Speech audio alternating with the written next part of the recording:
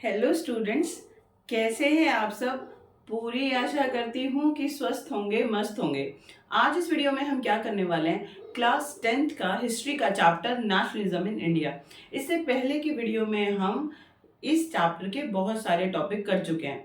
हमने first world war पढ़ा कि उसका भारत पर क्या असर पड़ा। हमने सत्याग्रह की मीनिंग पढ़ी। Earlier Satyagraha started by Mahatma Gandhi हम कर चुके हैं। रूल एक्ट, जलियांवाला बाग, खिलाफत मूवमेंट, हिंद स्वराज, ये सारे कॉज हैं नॉन कॉपरेशन के पढ़ा। How different community like peasants और जो शहर के लोग हैं या फिर जो ट्राइब्स हैं या प्लांटेशन वर्कर्स हैं, उन्होंने नॉन कॉपरेशन में कैसे पार्टिसिपेट करा, हमने एक एक करके समझ लिया।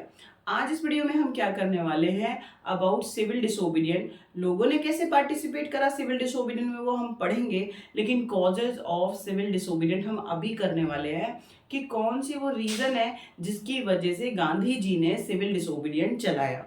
इतनी बात आपको समझ में आ गई। देखते हैं, आज हमारा पहला टॉपिक है टुवर्ड सिविल डिसोबीडियंट।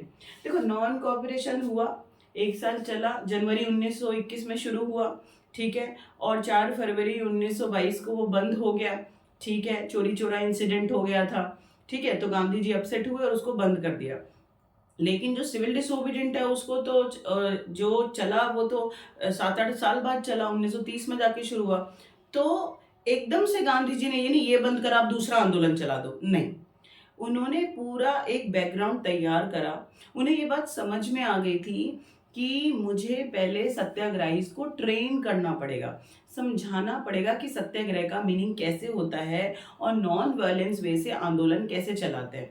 जनरली आपने देखा कि नॉन कॉपरेशन में लोग कूद पड़े, अपने अपने लिए स्वराज का मतलब अलग अलग, आज़ादी का मतलब अलग अलग निकाल लिया, है ना। गांधी जी के नाम पे जो चाहे किसान कर रहे हैं, लूट रहे हैं, हाँ, टैक्स देने से मना कर रहे हैं कि गांधी जी ने बोला है, बट ऐसा तो कुछ नहीं था। तो गांधी जी को ये बात समझ में आई कि अब मैं जब दूसरा आंदोलन चलाऊंगा सिविल डिसोबीडियंट मूवमेंट, उससे पहले सारे जो लोग हैं सत्याग्रही उनको ट्रेन करूंगा कि भाई एक आंदोलन नॉन वायलेंस वे से चलता कैसे है। तो इसीलिए गांधी जी ने थोड़ा गैप बना लिया, ठीक है। ये नहीं कि नॉन कॉपरेशन चोरा चोरी इंसिडेंट खत्म हुआ, नॉन कॉपरेशन बंद हुआ और गांधी जी ने very next day civil disobedient चला दिया, नहीं, ऐसा कुछ नहीं हुआ। तो हम यहाँ पर देखेंगे वन बाय वन कौन से रीजन है जिनकी वजह से सिविल डिसोबीडियंट गांधी जी ने स्टार्ट करा, ठीक है। सबसे पहले कि अभी अभी हमारा नॉन कॉपरेशन कंप्लीट हुआ था, तो पूरे देश का माहौल क्या था, हर किसी की सोच बदल चुकी थी। Some Congress leader want to participated in election, ठीक है। अंग्रेजों ने एक कानून पास किया था, गवर्नमेंट ऑफ इंडियन एक्ट 1919। आप जरा देखना, गवर्नमेंट ऑफ इंडियन एक्ट 1919, इसके हिसाब से भारत में इलेक्शन होने वाले थे। तो जो भारतीय हैं, जो कांग्रेस लीडर हैं या अदर पार्टी लीडर्स हैं, वो सब तैयार हो गए कि भाई अभी अभी हमने नॉन कॉपरेशन में पार्टिसिपेट करा तो कुछ फायदा हुआ नहीं। द बेटर थिंग इज, उनकी सोच बदल गई कि जब हम इलेक्शन में पार्टिसिपेट करेंगे और विद इन गवर्नमेंट जब हमें सीटें मिलेंगी, तब जाके हम अंदर जब गवर्नमेंट में आ जाएंगे, तब जाके हम अंग्रेजों को अपोज कर पाएंगे, उनकी पॉलिसी बता पाएंगे कि गलत है, इन्हें मत चलाओ। तो ज्यादातर लोगों को लगा कि इलेक्शन में पार्टिसिपेट करना चाहिए। इतनी बात समझ में आपको आ गई। लेकिन जैसे सुभाष चंद्र बोस हैं और जवाहरलाल नेहरू हैं, जवाहरलाल नेहरू और सुभाष चंद्र बोस, ये भी कांग्रेस लीडर हैं, लेकिन ये थोड़े से रेडिकल हैं और इन्हें विश्वास था कि नहीं, हमें कंटिन्यूस बहुत बड़े आंदोलन चलाने चाहिए, तब हमें स्वराज मिलेगा। तो आपने देखा कि कांग्रेस में लोगों की अलग अलग सोच हो गई। अभी अभी नॉन कॉपरेशन हुआ था, फेल हो गया था, लोगों ने बढ़ चढ़ कर पार्टिसिपेट करा था, अभी लोगों का जो व्यू है वो बदल गया।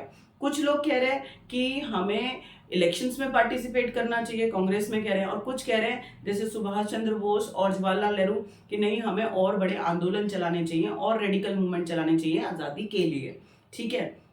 मोतीलाल नेहरू और सी आर दास, याद रखेंगे, सी आर दास और मोतीलाल नेहरू, इन्होंने एक अलग ही पार्टी बना ली, स्वराज पार्टी। तो hopefully you understand this is the circumstances after non corporation. Non corporation के बाद भारत में माहौल बदल गया। जो लोग एकजुट थे, जो सब नॉन कॉर्पोरेशन में बढ़ चढ़कर पार्टिसिपेट कर रहे थे, अभी सबकी अलग अलग सोच बिखर गई।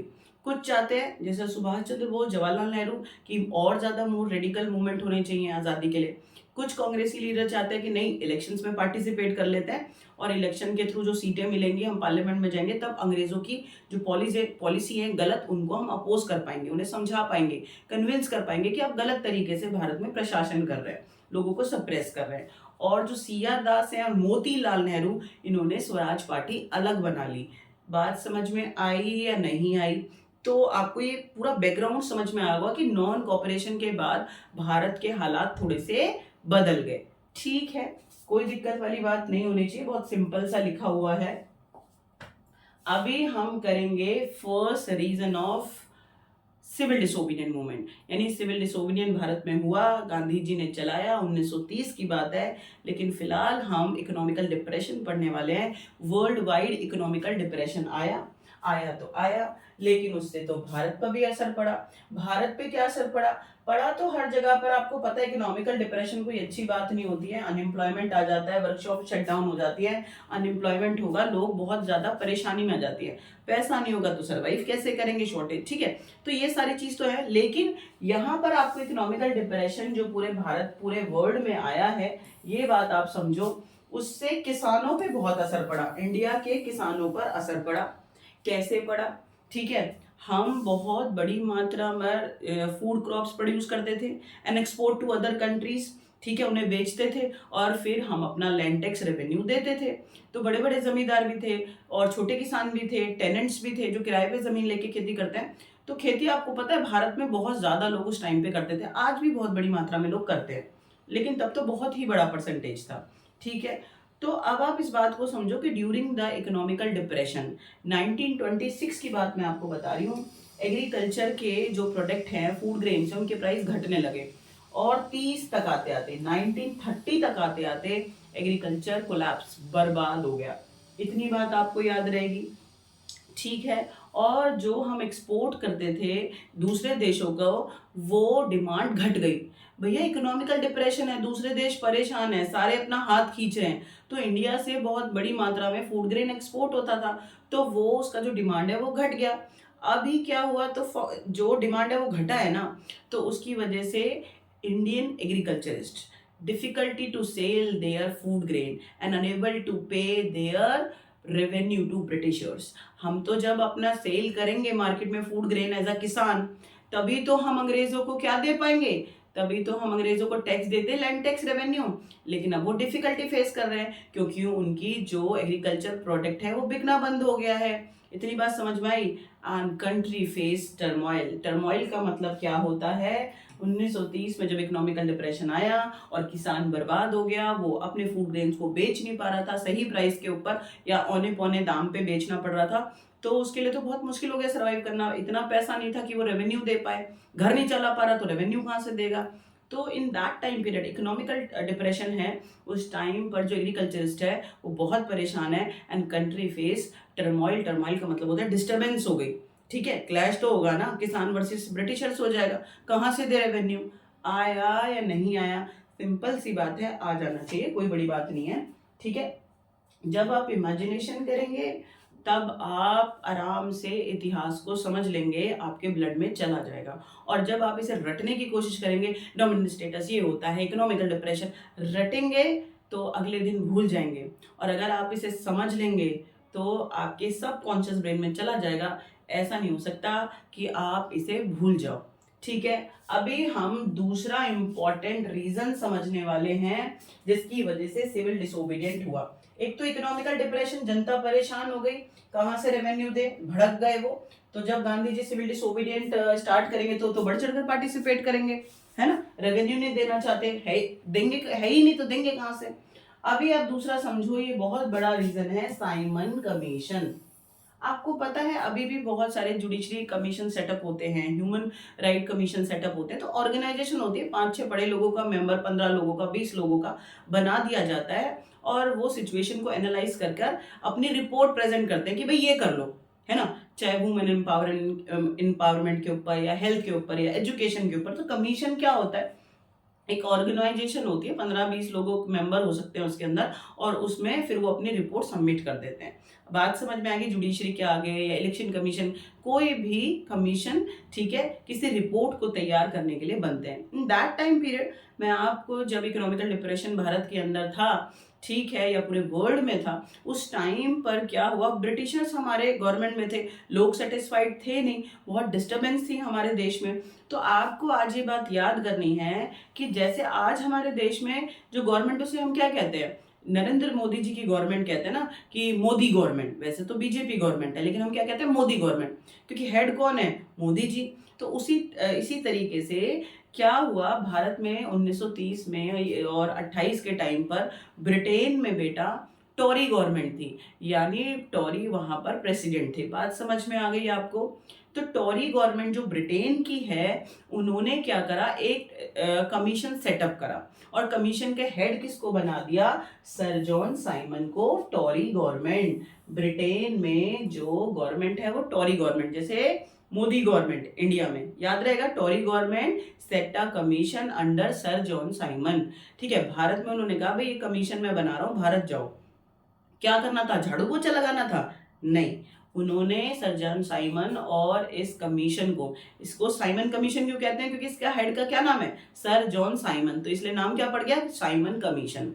तो Tory government order to sir John Simon और दिस कमीशन कि यू सेंड टू इंडिया, आप इंडिया में जाओ और आपको क्या करना है कि you suggest political reform in India, कि भारत में कॉन्स्टिट्यूशनल और पॉलिटिकल चेंजेस क्या हो सकते हैं। अच्छी बात है, ठीक है, रिफॉर्म करने के लिए आ रहे हैं, but what is the problem, why most of the party boycott Simon commission. Almost सारी पार्टियों ने, जो पॉलिटिकल पार्टी भारत में, उन्होंने साइमन कमीशन को बायकॉट कर दिया। बेटा इसलिए कर दिया क्योंकि इसके अंदर नो वन सिंगल इंडियन, कोई भारतीय नहीं था।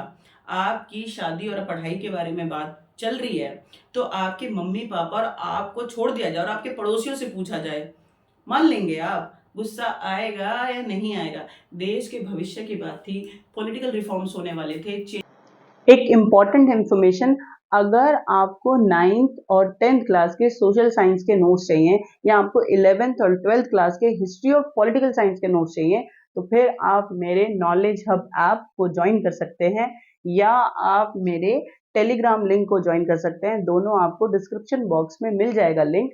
आप यहाँ से इजी लैंग्वेज में बहुत अच्छे से एक्सप्लेनेशन है नोट्स में, आप पढ़ सकते हैं। तो आपकी जो स्टडी का जो पूरा रास्ता है वो बहुत आसान होने वाला है। आप वीडियोस को देखते रहो, नोट्स को पढ़ते रहो और खुश रहो, और आपका एग्जाम अपने आप बहुत अच्छा होने वाला है। ठीक है, चेंजेस होने वाले थे, तो अंग्रेजों ने कमीशन बनाया और वो हमारे देश में भेज दिया। उसमें भारतीय है ही नहीं, तो जो मर्जी चाहेंगे वो रिपोर्ट बना के भेज देंगे। उसमें कोई भी भारतीय नहीं था। This is the biggest issue in Simon commission. इतनी बात आपको समझ में आ गई? Tory government in Britain make a commission under sir John Simon, ठीक है, और वो भारत आए, क्यों, क्या करना था उन्हें, suggest political reforms, constitutional changes in India, की भाई सजेशन देने थे कि क्या क्या और चेंज भारत में कर सकते हैं। बट अनफॉर्चुनेटली, ठीक है, what is the difficulty in Simon commission में, क्या परेशानी थी, क्योंकि इसके अंदर कोई भारतीय था ही ना। ठीक है, when Simon Commission sent in India, जब ये भारत में भेजा गया, तो most of the party boycott Simon Commission, ज्यादातर पॉलिटिकल पार्टीज ने साइमन कमीशन का बहिष्कार कर दिया, चाहे वो कांग्रेस पार्टी है, चाहे वो मुस्लिम लीग है, and they use this slogan Simon go back. बात समझ में आई या नहीं आई? पिक्चर में आपको दिखाई दे रहा होगा, अलग अलग पार्टी के लोग हैं और वो साइमन गो बैक के नारे लगा रहे हैं जब साइमन कमीशन भारत में आया। यहाँ पे लाइनों में वो बात लिखी हुई है, आपको ये समझ आना चाहिए कि sir John Simon Commission Bharat आए, उन्हें कॉन्स्टिट्यूशनल चेंजेस सजेशन भारत में देने थे, लेकिन इसमें कोई भी single Indian member did not, था ही नहीं, ठीक है, all are Britisher. That is why जब साइमन कमीशन भारत आया तो उनको किस स्लोगन के साथ लोगों ने चिढ़ाया, साइमन गो बैक, कि वापस जाओ, हमें तुम्हारी कोई जरूरत नहीं है। आया या नहीं आया? आज आपके दिमाग में ये भर जाना चाहिए। तो साइमन कमीशन से लोग और भड़क गए। This is second biggest reason of civil disobedience in India, started by Mahatma Gandhi. इसीलिए गांधी जी ने सिविल डिसोबीडियंस चलाया। एक अभी इकोनॉमिकल डिप्रेशन समझाया, एक मैंने अभी आपको साइमन कमीशन बताया, ठीक है। 1928 का ये इशू है। आगे चलते हैं, आगे क्या है। Now let's talk about dominion status. क्या होता है डोमिनियन स्टेटस, ठीक है।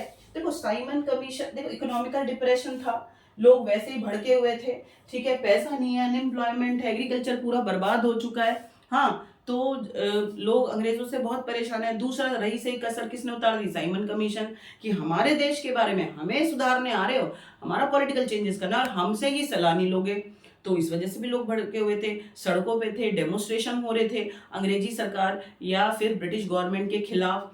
तो उस टाइम पर जो आज हमारे हेड है उसको प्राइम मिनिस्टर कहते हैं, ठीक है, एडमिनिस्ट्रेटिव हेड है। उस टाइम पर जो हमारे अंग्रेजों के टाइम पर जो हमारे एडमिनिस्ट्रेटिव हेड होते थे उन्हें कहते थे वाइसराय। क्या कहते थे, वाइसराय। तो अब याद रखना उस टाइम पर जो हमारे हेड है वाइसराय, उनका नाम है Lord Irwin. He want to settle this drama. वो चाह रहे थे कि जनता अभी सेटिस्फाइड हो जाए, कोई अंग्रेजों के खिलाफ लड़ाई ना करे, कोई स्ट्राइक ना करे, कोई डेमोन्स्ट्रेशन ना करे। तो उन्होंने एक लॉलीपॉप दिया। व्हाट इज मतलब एक कोशिश करी, एक कंसेशन देने की कोशिश करी, समझौता करने की कि लोग शांत हो जाए। तो उन्होंने हमें क्या देने की कोशिश करी, डोमिनियल स्टेटस। डोमिनियन स्टेटस क्या होता है, इसको आप आज ध्यान से अपने दिमाग में बिठा लो। इसका मतलब होता है गवर्नमेंट ने, ब्रिटिश गवर्नमेंट ने कहा कि हम आपको आपके लेजिस्लेटिव, एग्जीक्यूटिव और जुडिशरी, ठीक है, राइट्स आपको दे देंगे, आप कानून बना सकते हैं। बट हेड कौन होंगे, हेड ब्रिटिशर्स ही होंगे। जब हेड ब्रिटिशर्स ही होंगे तो आप कुछ भी नियम बना लेना, वो तो अपने हिसाब से उसे फिर चेंज कर देंगे ना। तो what do you mean by dominion status को लेने का, तो बिल्कुल बेवकूफ़ी वाली बात थी। तो most of the party, political parties, leaders, Indian leaders boycott, ठीक है, कह रहे हमको नहीं चाहिए डोमिनियल स्टेटस। इतनी बात आपको समझ में आ गई। बहुत सिंपल सा लिखा हुआ है। वाइसराय लॉर्ड इरविन ने अक्टूबर 1929 में जस्ट साइमन कमीशन के बाद जब लोग भड़के हुए थे तो उन्होंने क्या करा, एक वेग ऑफर। वेग ऑफर क्या होता है, वेग ऑफर का मतलब होता है कि जो फिक्स ना हो। वेग का मतलब होता है अनिश्चित, कि फिक्स ही नहीं है, देंगे नहीं देंगे, कब देंगे, है ना। एक ऑफर करा भारतीय जनता को कि आप लड़ाई झगड़ा, कोई स्ट्राइक मत करो, and we provide you dominion status in future, कि भविष्य में आपको आपके लेजिस्लेटिव, एग्जीक्यूटिव, जुडिशरी जो है राइट्स वो हम आपको देंगे, आप बना लेना कानून। लेकिन कब, क्या, कितना देंगे पता नहीं। तो इस वजह से, ठीक है, अनस्पेसिफाइड फ्यूचर लिखा हुआ है कि फ्यूचर में ये आपको क्या मिलेगा क्या नहीं, कोई निश्चित बात है ही नहीं। इसीलिए ज्यादातर पार्टियां जैसे कांग्रेस लीडर है, उन सब ये डोमिनियल स्टेटस से डिससेटिस्फाइड थे। इतनी बात आपको समझ में आ गई कि ब्रिटिशर्स ने अलग अलग लीडर्स को प्रॉमिस करा कि भैया आप शांत हो जाओ, झगड़ा मत करो, अंग्रेजी सरकार के खिलाफ मत जाओ, हम आपको डोमिनियन स्टेटस दे देंगे। But it was unspecified, in future देंगे नहीं देंगे, कितना देंगे, कुछ नहीं पता। तो दैट्स वाई ये वाला जो लॉलीपॉप है ये फ्लॉप हो गया, और लोग और जो जनता है, जो लीडर है, वो और ज्यादा भड़क गए। इतनी बात समझ में आ गई, बिल्कुल आ गई होगी। अभी हमने 3 रीजन कर लिए, गिनते जाओ भाई। एक हमने करा इकोनॉमिकल डिप्रेशन, जिसमें एग्रीकल्चर बर्बाद हुआ, एग्रीकल्चरिस्ट बर्बाद हुए। फिर हमने साइमन कमीशन, जिसके तो हम बिल्कुल खराब थे कि भाग जाओ यहाँ से, साइमन गो बैक। फिर हमने तीसरा रीजन करा डोमिनियन स्टेटस। इतनी बात आपको समझ में आ गई। आगे चलते हैं, द लाहौर सेशन, ये चौथा बड़ा रीजन है सिविल डिसोबीडियंस स्टार्ट होने का, ठीक है। जस्ट डोमिनियल स्टेटस जो हमें नहीं चाहिए था, हमने उसको मना कर दिया। तो फिर आपको पता है दैट टाइम पीरियड जो कांग्रेस पार्टी है वो सबसे बड़ी पार्टी थी, और हर साल वो कलकत्ता में, मद्रास में, लाहौर में, अमृतसर में, अलग अलग जगहों पे मीटिंग लेते थे, एंड दे डिसाइड कि भाई हमें नेक्स्ट स्टेप अंग्रेजी सरकार के खिलाफ क्या लेना है, ठीक है। तो Lahore session held in 1929। Lahore session कब हुआ कांग्रेस का, कांग्रेस की ये जो मीटिंग है दिसंबर 1929 में हुई। And who was the president of Lahore session, Jawaharlal Nehru. In this meeting, in this session, Congress declared their agenda. They shift their agenda from Swaraj to पूर्ण स्वराज। अभी उनको क्या चाहिए, फुल इंडिपेंडेंस। पूर्ण स्वराज का मतलब होता है पूरी आजादी। बहुत सालों तक कांग्रेस लीडर्स महात्मा गांधी सिर्फ यही कहते रहे कि हमें स्वराज चाहिए। स्वराज का मतलब आज़ादी, कि भले ही आप हमारे एडमिनिस्ट्रेटिव हेड रहो लेकिन हमें कुछ आज़ादी चाहिए। ठीक है, लेजिस्लेटिव में, जुडिशरी में, एग्जीक्यूटिव में, हर तरीके से हमें पावर चाहिए।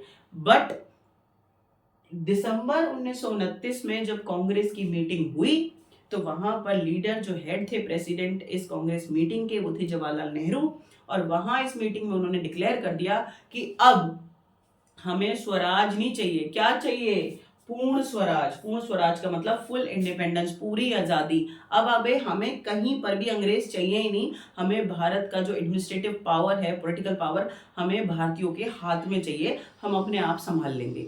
आया या नहीं आया, बहुत बड़ी बात है बेटे। लाहौर सेशन तो उन्होंने बहुत सारे लिए हैं, कलकत्ता में, मद्रास में, नागपुर में, अमृतसर में। लेकिन जो नागपुर सेशन 1929 में लाहौर में मीटिंग जो ली है उन्होंने, यहाँ पर उन्होंने डिसाइड कर लिया कांग्रेस ने कि अब हमें पूर्ण स्वराज चाहिए। ठीक है, इतनी बात आपको समझ में आ गई। इसी मीटिंग में जो कांग्रेस लीडर है डिसाइडेड, देखो दिसंबर में मीटिंग हुई 1929 में। अब दिसंबर के बाद क्या आएगा? जनवरी। तो टाइम बदल जाएगा ना, 1930 हो जाएगा जनवरी। बात समझ में आई? तो वो ये कह रहे हैं कि Congress leader decided 26 January 1930 they celebrated as a independent day. Congress ने बोला कि भाई हम 26 जनवरी 1930 को डिक्लेयर करा, ये वाले दिन को हम क्या बनाएंगे? पूरे देश में आजादी का दिन। But this ideology, this idea fascinate very few people or attract very few people in our country। यानी देखो कांग्रेस ने कितना बड़ा एजेंडा अपना चेंज करा। स्वराज नहीं, पूर्ण स्वराज चाहिए। लाहौर सेशन में उन्होंने ये डिसाइड कर लिया। प्लस उन्होंने बोला कि हम 26 जनवरी को हम डिसाइड कर रहे हैं 1930 में कि हम पूरे देश में आज़ादी का दिन बनाएंगे। लेकिन बहुत कम लोग इससे फैसिनेट हो पाए। जैसे नॉन कॉपरेशन से तो पूरी जो भारत के लोग हैं दौड़ पड़े, सबने बढ़ चढ़ कर पार्टिसिपेट करा। लाहौर सेशन में इतना ज्यादा लोगों का अट्रैक्शन नहीं आया। आया या नहीं आया? आई बात आपको समझ में? ये मीटिंग चल रही है लाहौर सेशन, ये नेहरू जी हैं, बात को कह रहे हैं पूर्ण स्वराज चाहिए, आजादी का दिन सेलिब्रेट करेंगे। लाहौर सेशन आया या नहीं आया? बिल्कुल आ जाना चाहिए, छोटी सी बात है। आगे चलते हैं। गिनो हमने कितने सिविल डिसोबीडियंस के कारण अब तक पढ़ लिए हैं। हमने पढ़ा इकोनॉमिकल डिप्रेशन, हमने पढ़ा डोमिनल स्टेटस, हमने पढ़ा साइमन कमीशन, हमने पढ़ा Lahore session. Now let's talk about final cause, immediate cause of civil disobedient movement. ठीक है, आपको इंजीनियर बनना है, डॉक्टर बनना है, उसके बहुत सारे कारण होंगे। कोई एक बहुत आपका फेवरेट हो जाएगा कि नहीं, ये उस दिन तो मैंने डिसाइड ही कर लिया था कि मैं ये करूंगा। तो गांधी जी तो बहुत टाइम से सोच रहे थे एक बड़ा आंदोलन चलाना है। तो उसमें इकोनॉमिकल डिप्रेशन से लोग परेशान थे, साइमन कमीशन से लोग परेशान हो गए थे, डोमिनेंट स्टेटस से चिढ़ चुके थे, लाहौर सेशन नहीं अट्रैक्ट कर पाया लोगों को। फिर गांधी जी ने हथियार उठाया कि भाई अब कोई ऐसी चीज ढूंढनी पड़ेगी कि सारे लोग उससे जुड़ जाएं और बड़ी मात्रा में जब मैं आंदोलन करूं तो लोग उसमें पार्टिसिपेट करें। तो वो था नमक। खाते हैं ना आप, आपकी डेली डाइट में है ना। सोचो एक नमक लड़ने पर मजबूर कर सकता है लोगों को, सोच के देखो। ठीक है, तो ये पांचवा बड़ा रीजन है जिसकी वजह से गांधी जी ने सिविल डिसोबीडियंट पूरे भारत में चलाया। बहुत इंपॉर्टेंट है, अलग से आ जाता है। क्या है? The salt march and the civil disobedient movement. ठीक है, नमक आप अपने रेगुलर डाइट में खाते हैं। तो गांधी जी ने क्या करा? गांधी जी यूज सॉल्ट, ठीक है, as a weapon to fight against Britishers. क्यों? नमक ही क्यों? बंदूक ले लेते, डंडा ले लेते, गोली ले लेते, नमक को क्यों हथियार बनाया? बिकॉज आज अपने ब्रेन में डाल लो, नमक this is a item in our regular diet we consume. Rich and poor, गरीब है या अमीर, सोसाइटी में कोई भी है, नमक तो खाएगा। इस पे जाति धर्म का कोई असर नहीं पड़ता। आपकी रेगुलर डाइट में नमक जाता ही है। आप एक दिन छोड़ सकते हो, 2 दिन छोड़ सकते हो, इससे ज्यादा नहीं। नमक के बिना आप नहीं सर्वाइव कर सकते। तो आपकी रेगुलर डाइट का आइटम है और गांधी जी ने इसी को पकड़ लिया, या इसको हथियार बनाता हूं। अब इसको हथियार बनाने से क्या फायदा? बिकॉज जो ब्रिटिशर्स हैं they declare monopoly on salt. What do you mean monopoly? Monopoly का मतलब होता है कि एकाधिकार। अंग्रेजों ने डिक्लेयर कर दिया कि भारत के अंदर नमक को वही प्रोड्यूस करेंगे, वही सेल कर सकते हैं। अच्छा, और उस पर टैक्स लगा दिया। गुस्सा आएगा या नहीं आएगा? नेचुरल प्रोसेस से पहले अभी तो फैक्ट्री में पूरा प्रोसेसिंग के थ्रू नमक को बनाया जाता है। In that time period water को बॉईल करके और बहुत सिंपल प्रोसेस से नमक बना लेते हैं। उस पर भी वो कह रहे हैं हम ही बनाएंगे, हम ही बेचेंगे, हम ही टैक्स लगा देंगे। वाह, ठीक है। तो आम आदमी के लिए वो कितना मुश्किल हो जाएगा कि नमक पे भी आप टैक्स ले रहे हो। गुस्सा आएगा या नहीं आएगा? तो गांधी जी डिक्लेयर कि दिस इज सच अ अगली और सप्रेस लॉ ऑफ ब्रिटिशर्स की उन्होंने सॉल्ट टैक्स लगा दिया, सॉल्ट पे भी हमसे टैक्स ले रहे हैं। ये बहुत ही उनका सबसे गंदा भद्दा कानून है, सबसे बेहुदा। इससे ज्यादा तो कोई अत्याचार हो ही नहीं सकता कि वो नमक पर हमसे टैक्स ले रहे हैं, मोनोपोली राइट ले लिया है। बात समझ में आई या नहीं आई? तो Gandhi ji sent 11 demand letter to Irwin. आपको पता है उस टाइम पे वाइसराय हेड कौन थे हमारे? Lord Irwin. तो उन्होंने ना एक लेटर लिखा, उसमें 11 डिमांड लिखी। जो टॉप मोस्ट जो डिमांड थी वो थी अबॉलिश सॉल्ट टैक्स, ठीक है, कि भाई सॉल्ट पे टैक्स हटा दो, ये उनकी पहली डिमांड थी। और 10 डिमांड किसकी थी? Business class, worker class, peasantry class, हर समाज में अलग अलग कम्युनिटी के लिए कुछ ना कुछ उन्होंने डिमांड रख दी। गांधी जी ने हर किसी के लिए कुछ ना कुछ डिमांड इस लेटर में लिखी और इरविन को दे दी। क्यों उन्होंने सबके लिए कोई ना कोई डिमांड रखी? सारी बिजनेस क्लास के लिए दे देते, सारी किसानों के लिए दे देते? नहीं बेटा, इसलिए उन्होंने वर्कर के लिए, पीजेंट के लिए, बिजनेस क्लास के लिए, सबके लिए कुछ ना कुछ डिमांड अंग्रेजों से करी, ताकि सब लोग उससे जुड़ जाएं कि गांधी जी सबके लिए सोच रहे हैं। और जब वो सिविल डिसोबीडियंट मूवमेंट चलाएंगे तो लोग उसमें बढ़ चढ़कर पार्टिसिपेट करेंगे। आया या नहीं आया? This is very very simple. यहाँ पे आप देखो कि जो गांधी जी हैं उन्होंने सॉल्ट को एक पावरफुल सिंबल बना लिया लोगों को यूनाइट करने के लिए। 31 जनवरी 1930 को उन्होंने एक लेटर वाइसराय इरविन को भेजा जिसमें 11 डिमांड थी, ठीक है। और उसमें सबसे टॉप मोस्ट डिमांड क्या थी? Abolish the salt tax. आया? Because salt is something which is consume by everyone, it doesn't matter you are rich and poor. Salt एक ऐसी चीज है जो सभी खाते हैं। आया या नहीं आया? पेपर में अलग से आ जाता है कि Gandhi ji why use salt as a weapon, ठीक है, to fight against Britishers, because this is the very simple item consume in your regular diet by everyone. आया या नहीं आया? बिल्कुल आ जाना चाहिए, बहुत छोटी सी बात है। नमक है यार, दिमाग में अपने आप चला जाएगा, ठीक है। और आप रोज खा रहे हैं, बिल्कुल इसे तो कोई भूलने वाली बात है नहीं। जो रोज आप करते हैं वो कैसे भूल सकते हैं, ठीक है। यहां से मैं आपको बता रही हूं, जब लॉर्ड इरविन ने he was not willingly to negotiate with Mahatma Gandhi. जो लॉर्ड इरविन है वो गांधी जी के साथ ना इंटरैक्ट करने के लिए कहते हैं कोई ठीक है दी है इसने 11 डिमांड, मैं नहीं डरता इससे। तो जो लॉर्ड इरविन है उन्होंने गांधी जी के साथ नेगोशिएट नहीं करा, उनकी डिमांड को नहीं माना। फिर Gandhi ji started his famous satyagraha, Dandi march या salt march with his trusted 78 followers. Gandhi ji ने क्या करा? डांडी मार्च शुरू कर दिया, सॉल्ट मार्च, ठीक है। कैसे किया? अपने 78 ट्रस्टेड वॉलेंटियर्स के साथ। वॉलेंटियर कौन होते हैं? जो स्वयं सेवी, अपनी मर्जी से सेवा करना चाहते हैं, ठीक है। तो गांधी जी साबरमती आश्रम से चले। डांडी कोस्ट गुजरात में है, गुजरात में समुद्र का एक किनारा है, डांडी वहां तक पहुंचना था। 78 फॉलोअर्स के साथ चले, ठीक है। डांडी उनको पहुंचना है, 240 मील उनको चलना है। पर डे उनको कितना चलना है? 10 मील चलना है। 24 दिन वो लगातार चले, 224 है ना मील, तो एवरीडे उनको कितना चलना है? 24 दिन वो चले, रोज 10 मील चले। डांडी उनको पहुंचना था, 24 दिन तक वो चले, 10 मील चले। इतनी बात यार चली गई। अच्छा एक बात बताओ, लगातार 24 दिन तक चलते रहेंगे, बेहोश हो जाएंगे यार।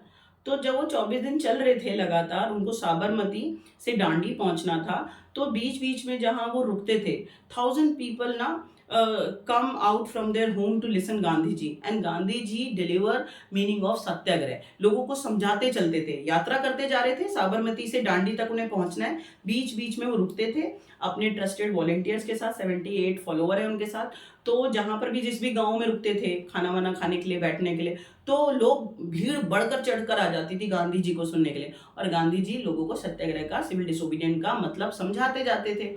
और एक हुजूम बनता चला गया, एक भीड़ बनती चली गई, लोग उन सपोर्टर बनते चले गए। समझ में आ गया? Finally Gandhi ji rich his destination 6 अप्रैल 1930। 6 अप्रैल को गांधी जी कहाँ पहुंच गए? गांधी जी डांडी पहुंच गए। He boil water of sea and make the salt and break the salt law. This is the beginning of civil disobedient movement. Hindi भाषा में छोटी सी बात है, यहाँ आज डाल लो कि गांधी जी ने 11 डिमांड भेजी, लेटर भेजा इरविन को, लॉर्ड इरविन को। उन्होंने कहा मैं नहीं करता, चल। उन्होंने उसको अवॉइड कर दिया, नेगोशिएट नहीं करा। तो उसकी वजह से क्या हुआ, गांधी जी ने फिर दांडी मार्च शुरू कर दिया। कहाँ से, गुजरात के अपने साबरमती आश्रम से चलना शुरू करा 78 ट्रस्टेड फॉलोअर्स के साथ। और बेटा 24 दिन में उन्होंने 240 मील चला पर डे, ठीक है। वो 10 माइल चलते थे। 6 अप्रैल 1930 को वो डांडी पहुंचे। वहां उन्होंने नमक को अपने हाथ से बनाया और नमक के कानून को तोड़ दिया। This is the beginning of civil disobedient movement. अगर अब आपसे 5 नंबर का एक क्वेश्चन पूछ लिया जाए, explain causes of civil disobedient, economical depression, Simon commission और dominant status, Lahore session and Dandi march, ये पांचों को उठाकर लिख देना, हो गया हमारा कॉजेज ऑफ सिविल डिसोबीडियंट। और एक बात और याद रखना, आपसे अलग अलग करके भी पूछ लेते हैं। Right a short note on dominant status, Lahore session, ठीक है, एक्सप्लेन इकोनॉमिकल डिप्रेशन, तो आपसे साइमन कमीशन, तो आपसे अलग अलग भी पूछ लेंगे। आपको कॉन्सेप्ट पता होना चाहिए और आप कभी नहीं भूलेंगे। मैं पूरी आशा करती हूँ कि आपको कॉजेज समझ में आ गए होंगे, ठीक है। इससे आगे की वीडियो में हम देखेंगे कि अलग अलग कम्युनिटीज ने सिविल डिसोबीडियंट में कैसे पार्टिसिपेट किया। तब तक के लिए आप खुश रहो, बहुत पढ़ते रहो और व्यस्त बहुत ज्यादा रहो, ठीक है।